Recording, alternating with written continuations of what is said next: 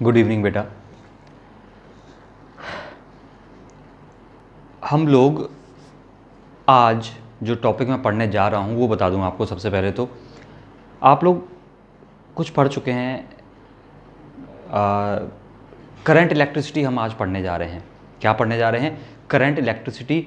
और इस चैप्टर में मैं ऐसी उम्मीद कर रहा हूँ आपने पढ़ रखा है चार्ज क्या होता है, कितने तरह के चार्ज होते हैं, करंट क्या होती है।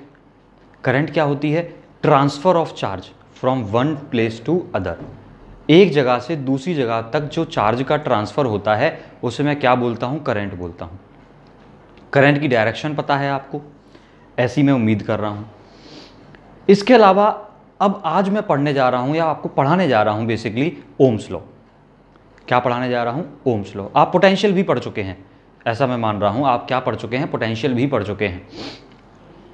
अब सुनते हैं बात। क्या पढ़ने जा रहे हैं हम आज? ओम्स लॉ पढ़ने जा रहे हैं। ओम एक साइंटिस्ट हुए थे।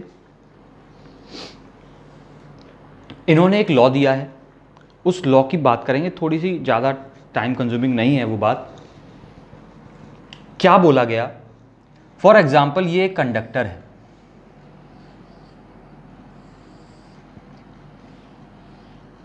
क्या है? एक कंडक्टर है। कंडक्टर है का मेरा मतलब है कि हो सकता है एक वायर है, और कोई भी वायर अगर आप बहुत ध्यान से देखेंगे तो वो जनरली सिलिंड्रिकल शेप का आता है।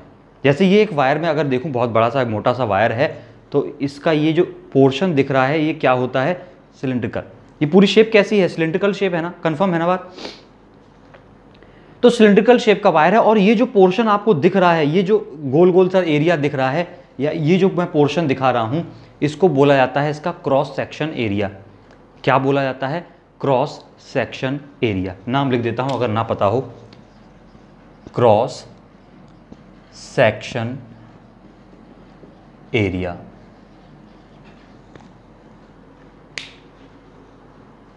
अभी धीरे धीरे इसके बारे में बताएंगे क्रॉस सेक्शन एरिया क्या होता है।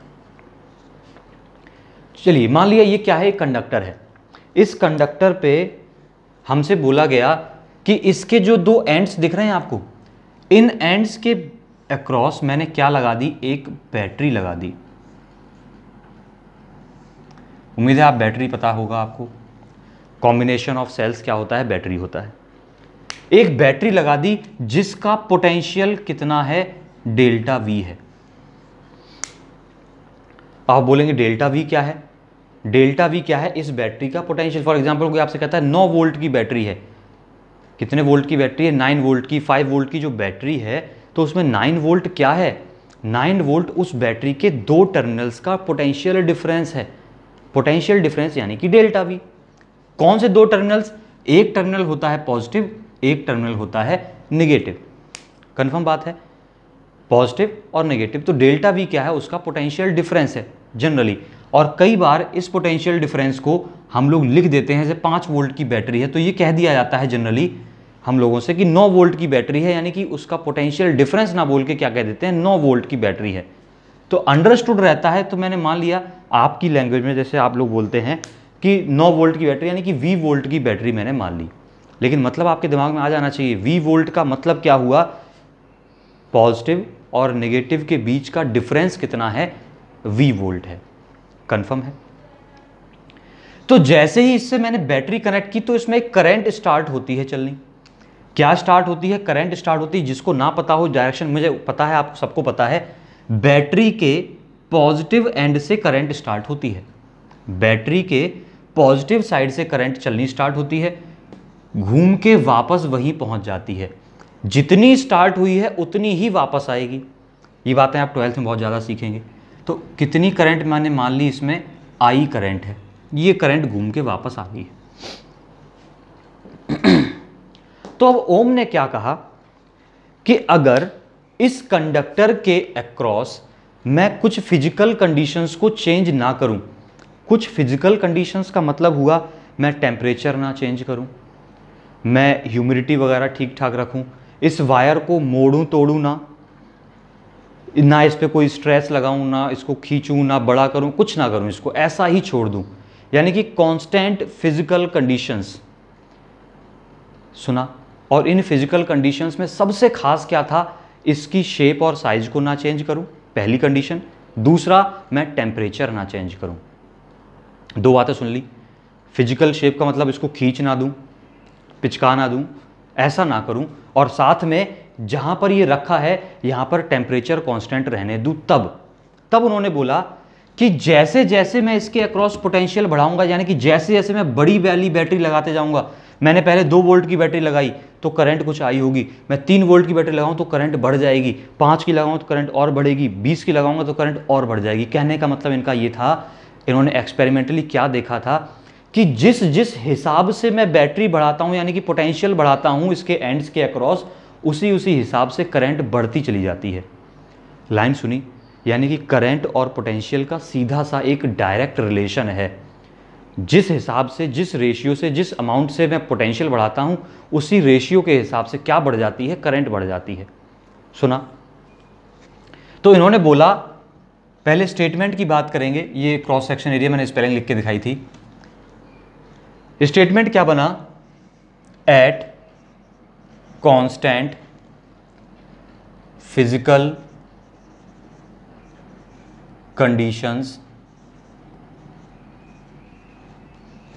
फिजिकल कंडीशंस आपको पता है कौन कौन सी हैं? टेम्परेचर है उनमें खास क्या है? टेम्परेचर है और इसकी शेप एंड साइज है। At constant physical conditions the current in the conductor is directly proportional to the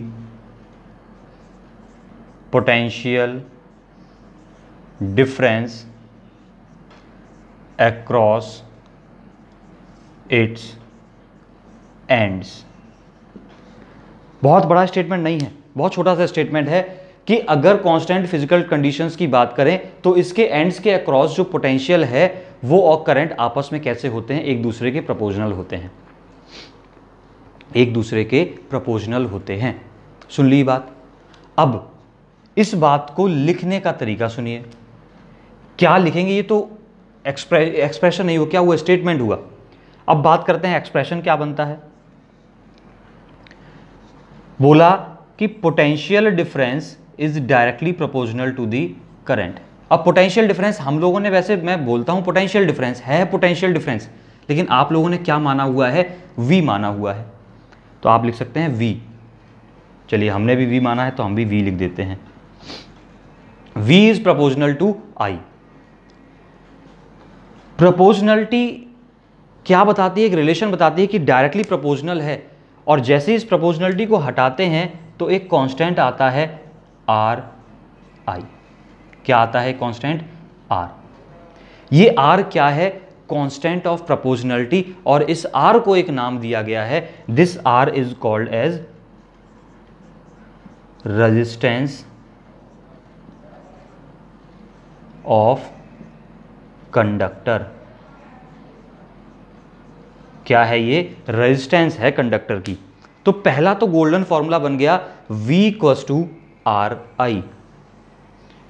ये ओम्स लॉ, जनरली कोई पूछता है व्हाट इज ओम्स लॉ, तो V इक्वल्स टू RI या IR भी बोल सकते हैं आप, जैसा मर्जी चाहें। यहां पर I करंट है, V पोटेंशियल डिफरेंस है, R is the resistance of the wire. R को रेजिस्टेंस कहा गया, हमने पता किया। तो अब R क्या है? रेजिस्टेंस है।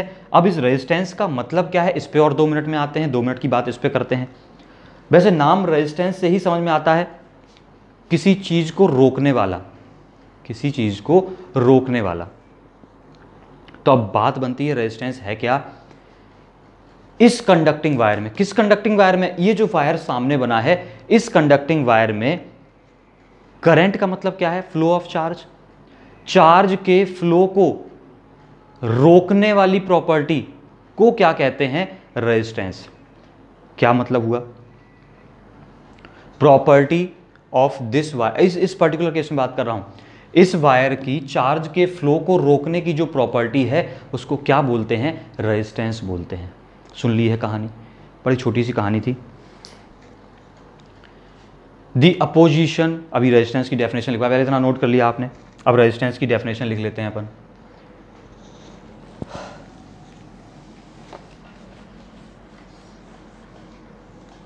ये तो भूलना ही नहीं है, ये तो भूलना ही नहीं है। चलते फिरते मम्मी पापा जो मिले सबको सुना दो, Ohm's law V equals to R I, Ohm's law V equals to R आई।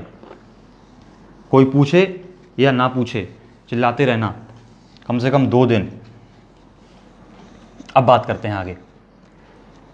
अब थोड़ा सा समझते हैं व्हाट इज रेजिस्टेंस।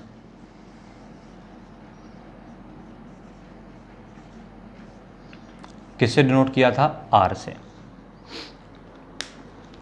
इस कंडक्टर ने चार्ज के फ्लो का जो अपोज किया था वही क्या कहलाता है? रेजिस्टेंस। चार्ज के फ्लो का अपोज कई बार लोग ऐसे भी कह देते हैं कि करंट का अपोज। क्या कह देते हैं? करंट का अपोज। बट बेसिक बात क्या है? चार्ज का अपोज। ठीक है, सुन लेते हैं, डेफिनेशन लिख लेते हैं।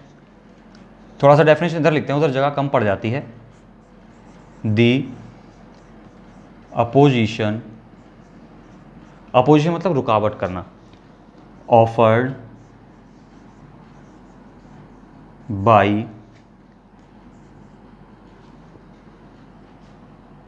conductor to the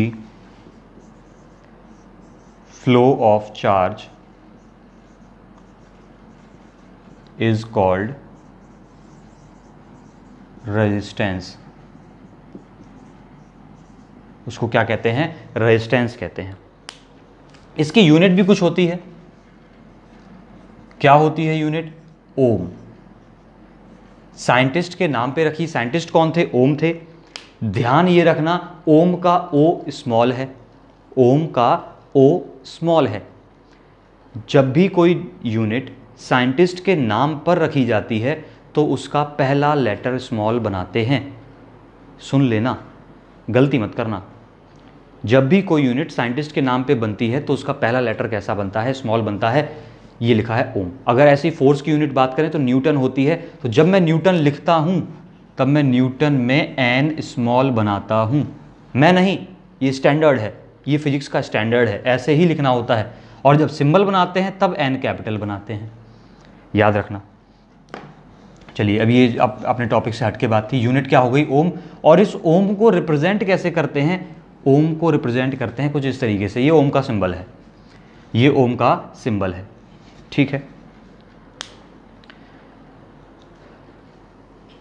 खत्म करें इतनी बात। डेफिनेशन भी लिख ली आपने। अब इसका एक रेजिस्टेंस को रिप्रेजेंट कैसे करते हैं? Representation of resistance. जैसे एक वायर था, ये कंडक्टर था मेरा, ये वायर था। अब इस वायर के पास कुछ रेजिस्टेंस है, तो मैं इस वायर की रेजिस्टेंस को डिनोट कैसे करूंगा, कैसे दिखाऊंगा? मैं कैसे दिखाऊंगा? तो रिप्रेजेंटेशन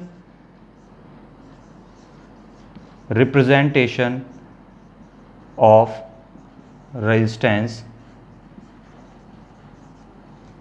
कैसे रिप्रेजेंट करते हैं? ये है इसका रिप्रेजेंटेशन। ये उखड़ी उखड़ी सी रोड बना दी, मतलब चार्ज के रुकावट पैदा कर दी। ये उखड़ी उखड़ी सी रोड, टूटी टाटी सी रोड क्या दिखा रही है मुझे? कि रेजिस्टेंस दिखा रही है। ये क्या कहना चाह रहे हैं कि अगर ये एक वायर है तो उस वायर की रेजिस्टेंस कितनी है? R है। अगर मैं इस वायर की बात करूं, इस कंडक्टर के पीस की बात करूं, तो इस वायर की कुछ रेजिस्टेंस है। तो उस रेजिस्टेंस को मैं कैसे डिनोट कर दूंगा जल्दी से? ये रही ये वायर। तो अब मेरी नज़र में ये वायर भी हो गया और उसकी रेजिस्टेंस भी हो गई। ये लीजिए R, ऐसे रिप्रेजेंट कर दिया। ठीक है, समझ गए इतनी बात? अब आगे बढ़ते हैं।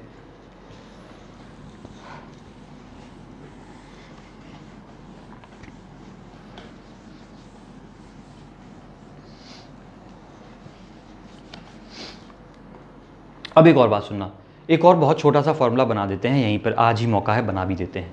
2 टर्म भी डिफाइन हो जाएंगे वहाँ से। आपसे क्या कहा गया? अभी मैंने जब ये शुरुआत की थी तो एक लाइन बोली थी कि कांस्टेंट टेम्परेचर, कांस्टेंट शेप वगैरह, इतना सा बोला था। फिजिकल कंडीशंस अगर कांस्टेंट रहें तो जो हमारी रेजिस्टेंस है ये कुछ फैक्टर्स पे डिपेंड करती है, कुछ फैक्टर्स पे डिपेंड करती है। सुनना किस पे? बहुत कीमती लाइन है। जब मैं फिजिकल कंडीशंस की बात जो कर रहा था, अगर मैं इसकी शेप और साइज बदल दूं, क्या बदल दूं, इसकी शेप और साइज बदल दूं, तो रेजिस्टेंस बदल जाती है। यानी कि रेजिस्टेंस इसकी शेप और साइज पर डिपेंड कर रही है। बता रहा हूं अभी किस पे फिर फॉर्मूला बनेगा। अभी शेप और साइज से मेरा मतलब क्या है, शेप का मतलब है इसका एरिया चेंज हो सकता है, साइज का मतलब है इसकी लेंथ वगैरह की बात हम कर रहे हैं, तो शेप और साइज पे डिपेंड करती है। दूसरी फैक्टर ये टेम्परेचर पे डिपेंड करती है। ये लाइन ध्यान से सुना, किस पे डिपेंड करती है, टेम्परेचर पर। रेजिस्टेंस टेम्परेचर पे डिपेंड करती है।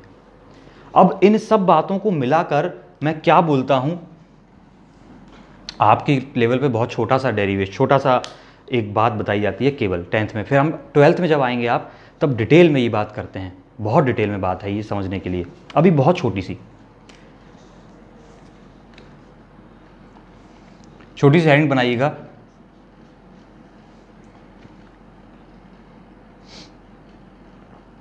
क्या बनाइएगा हेडिंग, अभी बनाते हैं। रेजिस्टेंस जो है डायरेक्टली प्रोपोर्शनल होती है लेंथ ऑफ द वायर के, किसके, लेंथ ऑफ द वायर के या लेंथ ऑफ द कंडक्टर के। रेजिस्टेंस डायरेक्टली प्रोपोर्शनल है लेंथ ऑफ द कंडक्टर के, साथ में इनवर्सली प्रोपोर्शनल है किसके, एरिया के। किसके प्रोपोर्शनल है, एरिया के। Resistance is directly proportional to the length, inversely proportional to the area. अब ये बेसिकली करती तो टेम्परेचर पे भी डिपेंड है, बट टेम्परेचर की जगह मैं एक नया टर्म इंट्रोड्यूस कर रहा हूं क्योंकि वो उसको कैरी ऑन करेगा। इन दोनों को मिला दें तो आर क्या बन गया, proportional to L upon area. क्या बन गया, लेंथ अपॉन एरिया। इस प्रोपोर्शनलिटी के साइन को हटाते हैं अगर, तो एक कांस्टेंट आता है, that constant is called rho L upon A. पहले तो आप इस नाम को सुन लीजिए, फॉर्मूला याद कर लीजिए, resistance is rho L upon A. यहां पर हियर रो क्या है, रेजिस्टिविटी।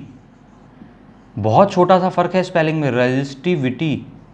वो क्या था, आर, रेजिस्टेंस था। रो क्या है, ये रो बनाते कैसे हैं, अरे स्टाइलिश सी पी बना देते हैं, लगभग स्टाइलिश सी पी बना देते हैं, इसको बोलते हैं रो। रो मत देना, बहुत बच्चे इस बात पे रो देते हैं, उनको पता नहीं चलता रो क्या है। रो क्या है, रेजिस्टिविटी है। रो क्या है, रेजिस्टिविटी है। R equals to rho L upon A, यानी कि रेजिस्टेंस लेंथ पे डिपेंड कर रही है, एरिया पे डिपेंड कर रही है और रेजिस्टिविटी पे डिपेंड कर रही है। रेजिस्टिविटी एक कांस्टेंट है, कांस्टेंट टेम्परेचर पर। छोड़िए इस बात को, आपके सामने आ गया। अब रेजिस्टिविटी की डेफिनेशन बता दूं, आप थोड़ा सा कंफ्यूज कर दूं आपको थोड़ा सा। रेजिस्टेंस क्या थी, opposition offer to the flow of charge.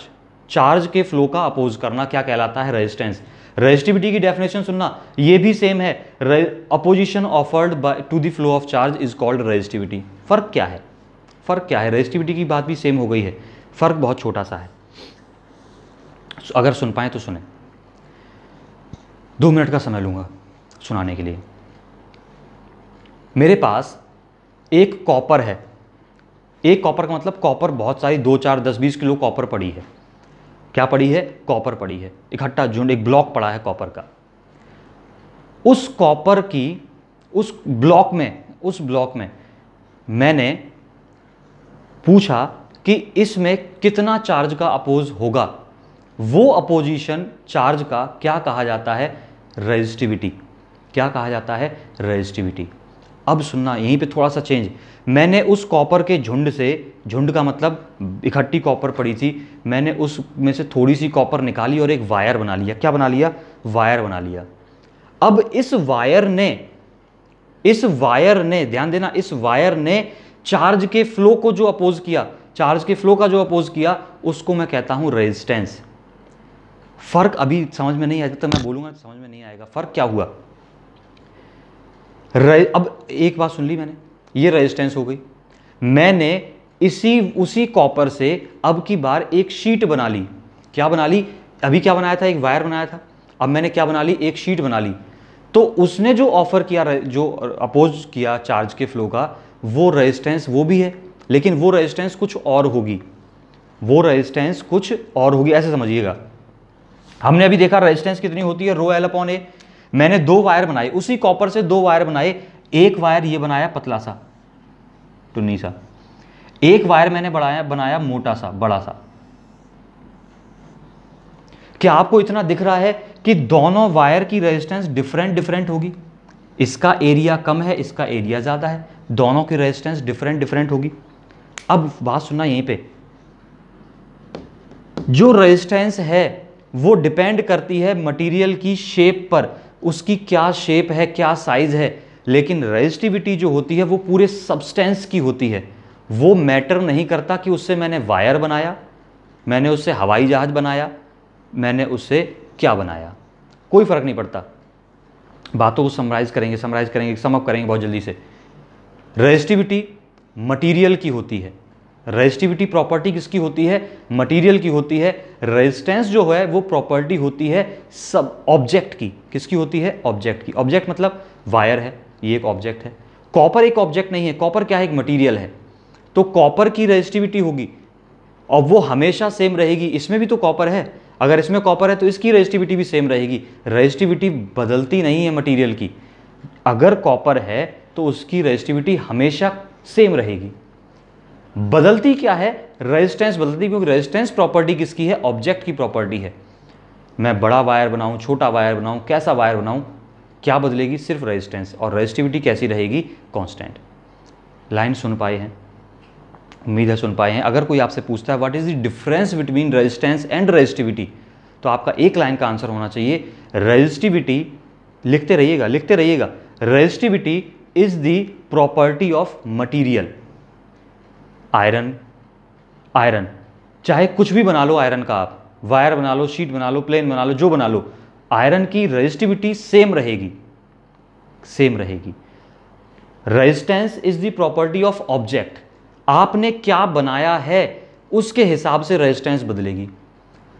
आपने वायर बनाया, रेजिस्टेंस कुछ होगी। आपने शीट बना ली, रेजिस्टेंस कुछ और होगी। आपने मोटा वायर बना लिया, रेजिस्टेंस कुछ और होगी। पतला बना लिया, रेजिस्टेंस कुछ और होगी। यानी कि ऑब्जेक्ट टू ऑब्जेक्ट वेरी करती है resistance, but resistivity is a constant term. I hope इतनी बात बहुत है। अब आपके लिए क्वेश्चन, यहीं पे क्वेश्चन अराइज होता है। आप इस फॉर्मूले को खूब अच्छे से देख लें, नज़र भर के देख लें। अब मैं आपसे पूछ रहा हूं कि आप मुझे बस इतना बता दीजिए कि इन दोनों वायर्स में से अगर दोनों की लेंथ L है, दोनों की लेंथ कितनी है? L है। आप मुझे बस इतना बता दीजिए किस वायर की रेजिस्टेंस कम होगी, किस वायर की रेजिस्टेंस कम होगी। इस फॉर्मूले से ही दिख रहा है मुझे, यहीं से नजर आ रहा है। क्या रेजिस्टेंस एरिया के अपोजिट है, रेसिप्रोकल है? जिसका एरिया ज्यादा उसकी रेजिस्टेंस कम, जिसका एरिया ज्यादा उसकी रेजिस्टेंस कम। एरिया ज्यादा रेजिस्टेंस कम। किसकी रेजिस्टेंस कम है? आप बोलेंगे फटाक से सर इस वाले की रेजिस्टेंस कम है, इस वाले की रेजिस्टेंस कम है। बातें बहुत हो गई। एक काम की बात और बता दूं, जब भी मुझे डीसी यूज करनी होती है, अब 2 तरह की करंट होती हैं आपको पता है, डीसी होती है, एक एसी होती है। डीसी जब यूज करनी होती है तो मोटा वायर लेना फायदेमंद होता है।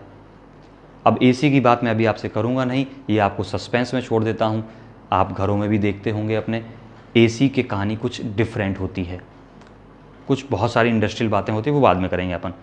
तो अभी हम इतना ध्यान रखना, ये सारी की सारी कहानियां हम किसके लिए पढ़ रहे हैं? हम डीसी के लिए पढ़ रहे हैं। डायरेक्ट करंट नाम सुन रखा होगा, डीसी और एसी 2 होती हैं, डीसी के लिए कर रहे हैं। आज के लिए यहीं पे छोड़ रहा हूं, कल इस टॉपिक से जुड़े कुछ न्यूमेरिकल्स करेंगे। आज के टॉपिक की खास बात क्या है?